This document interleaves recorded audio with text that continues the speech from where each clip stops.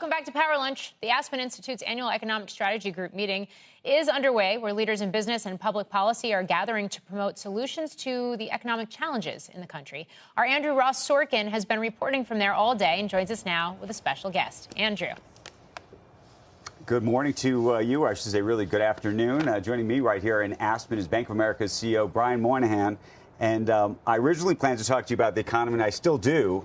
But I have something that was not on my bingo card this morning because we talked to President Trump on Squawk Box about this executive order that he's planning around banks who he thinks discriminated against conservatives. And your name came up. And so I just wanted to show you what he said and wanted to get your reaction to that.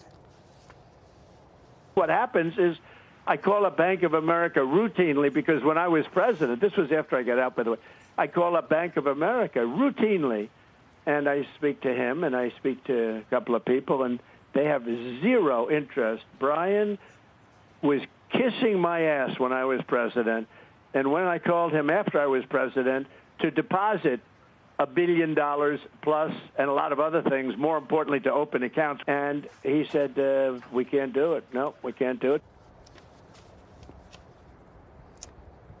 You heard it. Were you watching TV when this was happening? Well, so I got up early because we're on East Coast time. I was working out and I was watching your wonderful show, and he came on, and I'm telling you, I'm still trying to unsee some of the visuals that he created with his commentary. But look, the president's after the right thing, which is the laws, rules, and regulations around our industry became used to cause things to happen. It's whether it's BSA, ML, whether it's KYC, whether it's reputational risk, and you heard Tim Scott quote about it. It is right to go look at these rules because at the end of the day, they are causing decisions to be made that can be looked at in retrospect and made differently. We should get these rules right. So our company, my colleague companies, the industry has been working with the Treasury Administration today, in this administration, trying to figure out how to get these rules balanced so that we're not subject to this swinging back and forth in this after-the-fact look. So the president's on the right issue. He asked me about it in Davos. We were there. Right.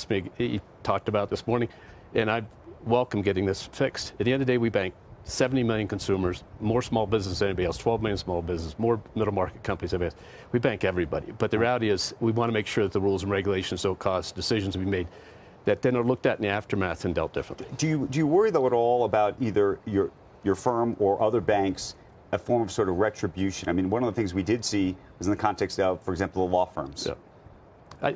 Look, at the end of the day, we'll get through this and get some rules written, and then we can follow them. And let's lay it all play out. But I think that the president's on the right issue, which is we got to stop the regulators behind the scenes of whipsawing back and forth and forcing our companies and companies like ours to make decisions which Congress hasn't passed on or he hasn't passed on. Let me